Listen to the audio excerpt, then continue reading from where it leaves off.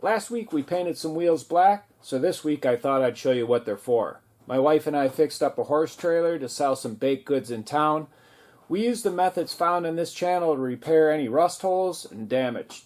Primed with lacquer primer, painted the outside with a urethane kit from Paint for Cars, painted the inside or rolled and brushed it with an enamel kit from Paint for Cars, and I didn't use the hardener with this. Enamel will dry without a hardener, and painted the wheels with Rustoleum Satin Black.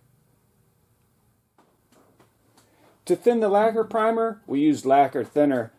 To reduce the paint, the urethane paint, and the enamel, we used urethane reducer. And last, to thin or reduce the Rustoleum, we used paint thinner. So let's go take a look at the trailer.